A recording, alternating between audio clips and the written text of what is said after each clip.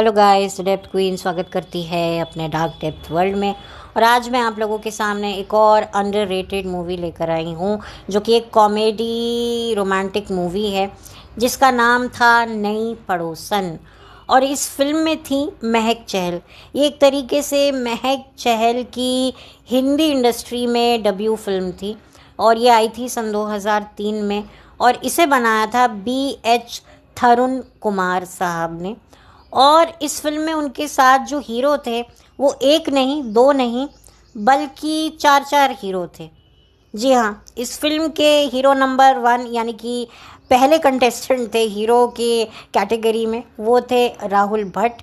राहुल भट्ट के बारे में मैं बात करूं तो राहुल भट्ट जो हैं वो मॉडलिंग प्रोफेशन से हैं। इन्होंने 1998 में ब्यूटी पैजेंट में जो पुरुषों के लिए होता है, आई थिंक वो मुझे याद नहीं आ रहा है, मिस्टर इंडिया टाइप का कोई था, मुझे एग्जैक्टली याद नहीं है। तो उन्होंने पार्टिसिपेट किया था उसमें और वहीं से उनकी शुरुआत थी। लेकिन उनको जो पहचान मिली थी ना, वो 99 में आए हुए सीरियल हिना से थी, जिसमें सिमोन सिंह थी। ये उनके ऑपोजिट हीरो थे, शायद समीर नाम था उनके कैरेक्टर का, जो शादी के बाद यानी कि निकाह के बाद अपनी वाइफ को छोड़ देते हैं अपनी गर्लफ्रेंड के लिए। और वो गर्लफ्रेंड का किरदार निभाने वाली कोई और नहीं बल्कि राखी विजयन थी, जो उस टाइम पर राखी विजयन टंडन थी। यानी कि राखी विजयन कौन थी? हम 5 में जो स्वीटी का कैरेक्टर प्ले करती थी, उनका नाम था राखी विजयन। और रवीना टंडन के भाई से शादी होने के बाद, जो कि उनकी शायद 1996 में ही हुई थी, उसके बाद वो बन गई थी राखी टंडन। जी हाँ, वो राखी टंडन बन गई थी। और उन्होंने अपने पति के साथ मिलकर इस सीरियल को प्रोड्यूस किया था और इसमें उन्होंने एक्ट भी किया था एज अ सेकेंड विमेन, जो हीरो की लाइफ में थी, जिसकी वजह से वो अपनी प्यार करने वाली पत्नी हिना को छोड़ देता है। और ये उस ज़माने का बहुत ही ज़्यादा लोकप्रिय सीरियल होता था। ये हर फ्राइडे के फ्राइडे सोनी पर आता था और मैंने ये सीरियल अपनी दादी और अपनी माँ के साथ मिलकर बहुत देखा है। वो बात अलग है कि 99 में शुरू हुआ और ऑलमोस्ट सन 2003 ही तक ये शायद शो चला था, if I am not wrong, शायद उससे पहले। बट वही वाली बात है कि उस टाइम पर क्या हुआ था ना, कि क्योंकि सास भी कभी बहू थी और इस तरह के सास बहू के ड्रामे आने लग गए थे ना, सीरियल्स आने लग गए थे, तो फिर वो लीप, तो एकता कपूर ने जिस तरीके से लीप को इंट्रोड्यूस किया था अपने टीवी सीरियल में ना, तो हर कोई देखा देखी अपने शोज़ में लीप कर रहा था, कहानी चेंज कर रहा था। क्योंकि उस टाइम पर टेलीविज़न पर इतना ज़्यादा ज़बरदस्त कंपटीशन छाया हुआ था, एकदम पटाखेदार चटाकेदार, हर तरीके से हर कोई जिसकी कहानी रुकी हुई थी, सब ने जो है लीप के माध्यम से अपनी कहानी की स्पीड को बढ़ाने की कोशिश करी, पर कामयाब नहीं हुआ। क्योंकि एकता कपूर का जो पर्सोना था, जो एकता कपूर की जो कहते हैं ना एक गोल्डन पीरियड चल रहा था उस टाइम पर, और एकता कपूर जिस चैनल पर भी अपना शो शुरू कर देती थी, वो चैनल को भी जो है तवज्जो मिलने लग जाती थी और उस शो को भी तवज्जो मिलने लग जाती थी। चाहे वो दूरदर्शन हो, चाहे वो कोई सैटेलाइट चैनल हो, हर जगह पर एकता ही एकता की पीपड़ी बजती थी। तो फिर वही वाली बात है कि फिर शो सन 2003 में हिना जो है वो ऑफ एयर हो गया। लेकिन हिना शो ने बहुत कामयाबी दिखाई थी, बहुत प्यार किया था। और राखी का जो कैरेक्टर का नाम था वो रूबी था शायद, और ये एक मुस्लिम बैकग्राउंड पर ये शो बनाया गया था और बड़ा अच्छा था। तो खैर, ये तो राहुल भट्ट की बात हो गई। और राहुल भट्ट हाल फिलहाल जो हैं वो OTT प्लेटफॉर्म पर काफ़ी काम कर रहे हैं और काफ़ी उनके काम को अप्रिशिएट किया जा रहा है। तो काफ़ी लॉन्ग जर्नी रही है राहुल भट्ट की। उसके बाद कैंडिडेट नंबर 2, विकास कलंतरी। जी हाँ, विकास कलंतरी, सॉरी थोड़ा डिफ़िकल्ट है बोलना। विकास जो है, मैं विकास करके बात कर रही हूँ। विकास जो है वो टेलीविज़न इंडस्ट्री में आज की तारीख में क्रिएटिव डायरेक्टर हैं, प्रोड्यूसर हैं और अच्छा खासा उन्होंने नाम बना लिया है। लेकिन एक वक्त था कि उन्होंने फिल्मों में अपनी किस्मत आजमाई। और इस फिल्म के बाद, नई पड़ोसन के बाद भी उनकी कई फिल्में आई जो कि बिल्कुल नहीं चली। शायद इस फिल्म से पहले भी उनका कुछ प्रोजेक्ट आए थे, बट कुछ खासा उनके लिए कोई हुआ नहीं। लेकिन आज की तारीख में विकास एक अच्छी खासी लाइफ जी रहे हैं, वो प्रोड्यूसर भी बन चुके हैं और बड़े बड़े टेलीविज़न आर्टिस्ट उनके आगे पीछे तो रहते ही हैं। और उन्होंने शादी करी है प्रियंका चिब्बड़ से। प्रियंका चिब्बड़ भी एक एक्ट्रेस रह चुकी हैं और हाल फिलहाल वो एक मॉमी ब्लॉगर बनी बैठी हैं एज़ यूजुअल।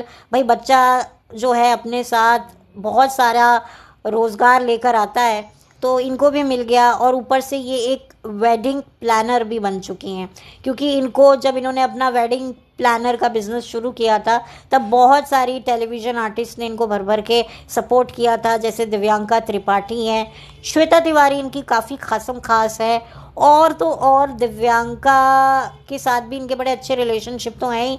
और आप सबकी चहीती दीपिका कक्कड़ इब्राहिम और शोएब इब्राहिम की जब रिसेप्शन हुई थी तब ये लोग भी गए थे, विकास अपनी वाइफ के साथ वहाँ दीपिका की और शोएब की रिसेप्शन भी अटेंड कर चुके हैं। तो काफ़ी अच्छा खासा नाम है आज की तारीख में।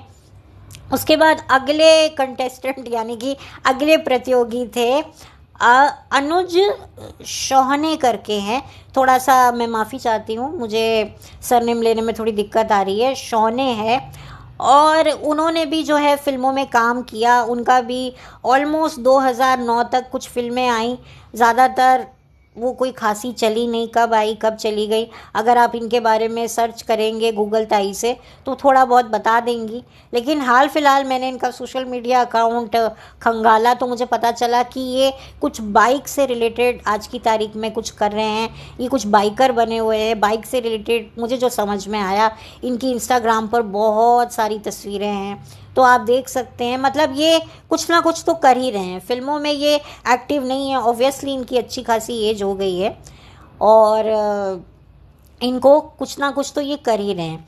अब आते हैं चौथे कंटेंडर पे, यानी कि असलम खान।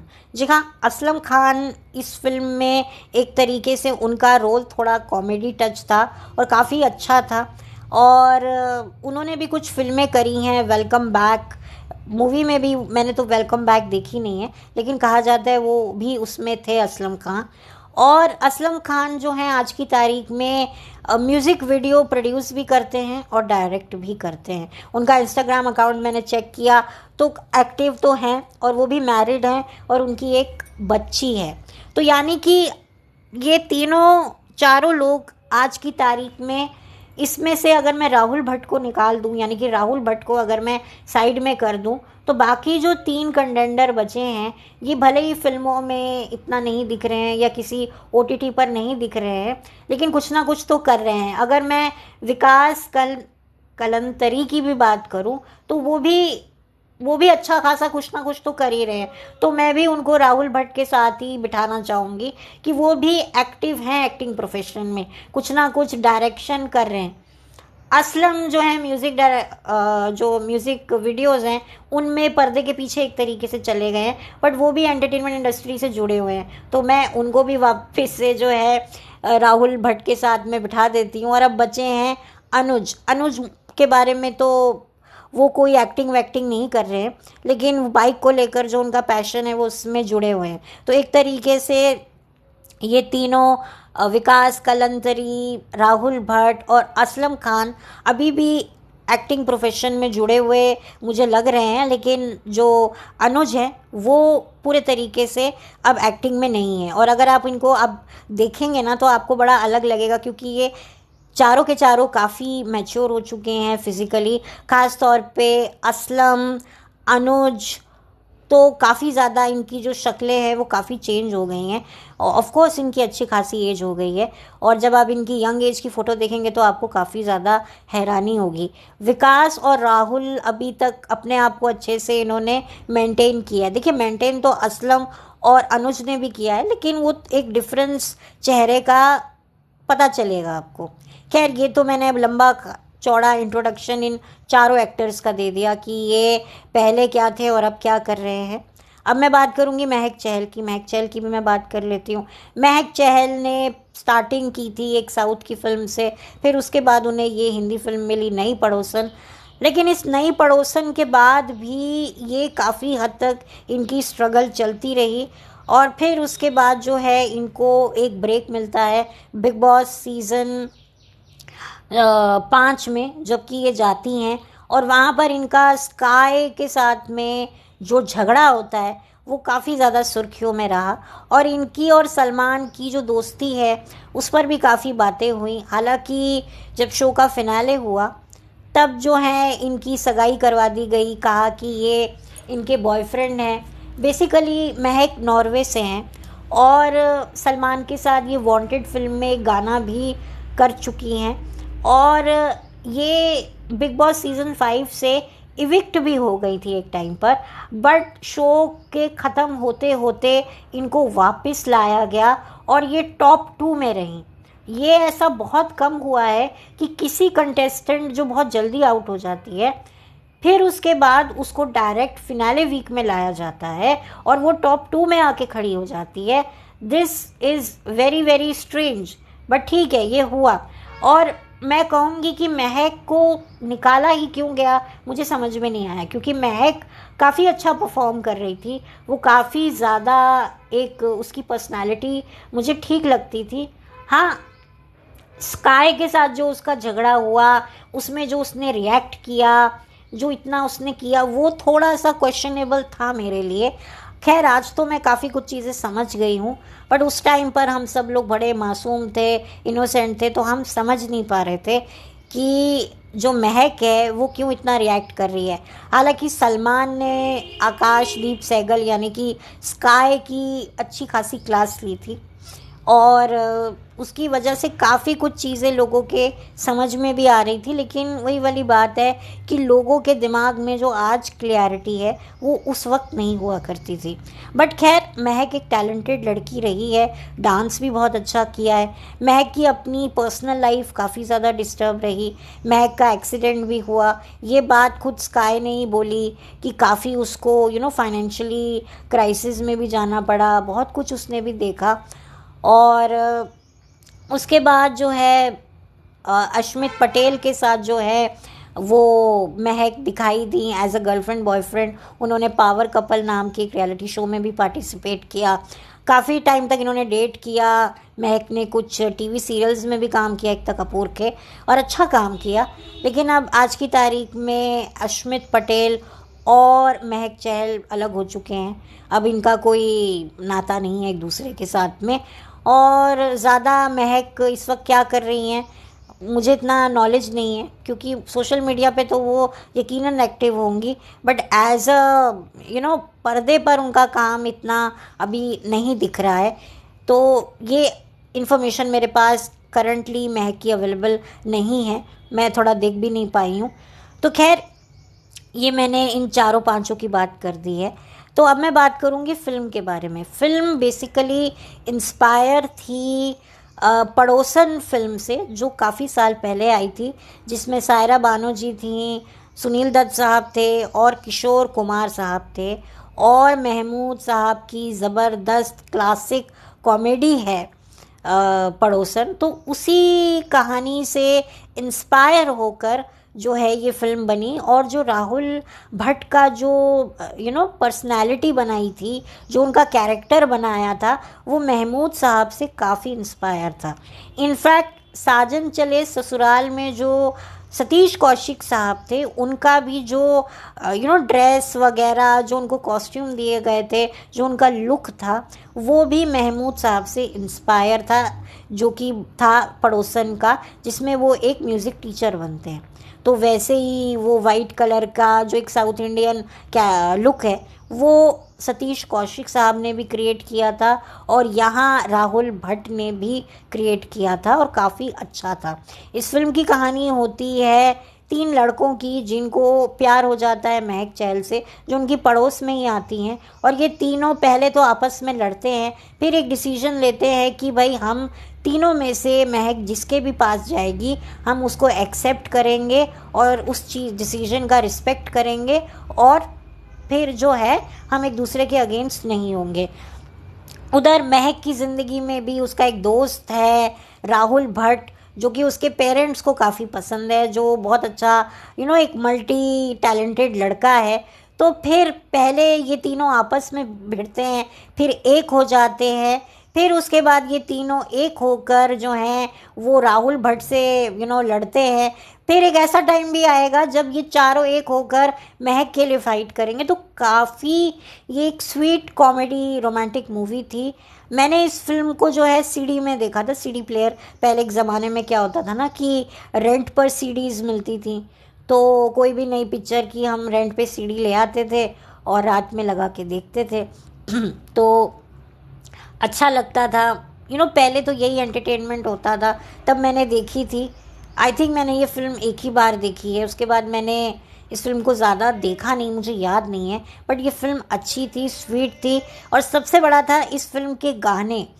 इस फिल्म का जो म्यूज़िक दिया था वो शंकर एहसान लॉय ने दिया था, और इस फिल्म के गाने लिखे थे समीर ने। एंड ट्रस्ट मी गाइज, अगर आप ये गाने सुनेंगे ना तो आपको लगेगा ही नहीं कि ये इतनी पुरानी फिल्म के गाने हैं। इसका जो म्यूज़िक था वो बड़ा ही अच्छा था। और जो इसमें एक होली का भी सॉन्ग है रंग दे, जो कि मुझे लगता है बहुत ही अंडररेटेड सॉन्ग है, इसको होली में बजाना चाहिए। और इसका म्यूज़िक बहुत अच्छा है। मुझे इसका जो टाइटल सॉन्ग है वो भी बड़ा अच्छा लगता था, उस टाइम भी अच्छा लगता था और आज भी अच्छा लगता है। और वाकई अगर आप इस फिल्म को देखेंगे ना तो टोटली एंटरटेन से भरी हुई है। फैमिली के साथ आप देख सकते हैं, ऐसी कोई इसमें बात नहीं है, और अच्छा लगेगा। और कहीं ना कहीं बुरा भी लगेगा कि यार ये काम करने वाले आर्टिस्ट थे तो टैलेंटेड, बट इन बेचारों को वो ड्यू नहीं मिला जो कि ये चारों पांचों डिज़र्व करते थे। तो मेरा यही एक मेरी एक यही ख्वाहिश रहती है, मेरी उम्मीद रहती है, मेरी यही कोशिश रहती है कि ऐसे अच्छे आर्टिस्ट जिनका काम जाने अनजाने इग्नोर किया गया है, उन पर गौर किया जाए दोबारा से, और उनको जो है उनका वो जो ड्यू है वो मिले। इसी वजह से मैं ऐसी अंडररेटेड मूवीज़ लेके आती हूँ। और डेफिनेटली ये जो सारे लोग थे, ये आज तो खैर एक अच्छे खासे उम्र दराज हो गए हैं, लेकिन बच्चे बच्चे भी हो गए हैं मेजॉरिटी सबके। राहुल भट्ट भी मैरिड है, इनका भी बच्चा है, और अनुज का मुझे नहीं पता है, बट बाकी असलम और विकास, इन सब के एक एक बच्चे हैं। विकास का भी एक बेटा है जो सोशल मीडिया पे आपको दिख जाएगा इनकी बीवी के इंस्टाग्राम अकाउंट पे। तो और महक तो अभी भी सिंगल है। तो ये इन चारों पांचों के साथ में ना कहीं मुझे लगता है कि काफ़ी नाइंसाफ़ी हुई है। हालांकि ये फिल्म एक मॉडरेट हिट थी, लोगों ने इसको पसंद किया, और मुझे खुशी है कि फाइनली लोगों ने कुछ ऐसी फिल्मों को अप्रिशिएट किया, क्योंकि ज़्यादातर ऐसी फिल्में कब आई कब चली गई पता नहीं चला। हालांकि इस फिल्म को भले ही अप्रिशिएट किया, ये मॉडरेट हिट ज़रूर थी, लेकिन वही वाली बात है कि अब आप समझदार हैं, तो मुझे लगता है कि ये फ़िल्म यूट्यूब पर अवेलेबल है और आप इसको देख सकते हैं और हंस सकते हैं। नेचुरल कॉमेडी है, राइटिंग इसकी बहुत अच्छी है, और एक्टिंग तो ज़बरदस्त है, और एक अंडररेटेड कॉमेडी मूवी है। और मैं चाहूँगी कि आप लोग इसे देखें, इन्जॉय करें, और डेफिनेटली बस मेरी यही कोशिश रहती है। और इनको जो है, अब तो खैर बहुत टाइम भले ही हो चुका है, लेकिन कहते हैं ना जब जागो तभी सवेरा, तो इनको मिलना चाहिए और इनके टैलेंट को अप्रिशिएट करना चाहिए। तो इसी वजह से मैं ये फ़िल्म आपके सामने लेकर आई हूँ, तो आप लोग ज़रूर देखिएगा। मैं इस मूवी का लिंक डिस्क्रिप्शन बॉक्स में डाल दूँगी। तब तक के लिए thank you so much, have a blessed day, thank you.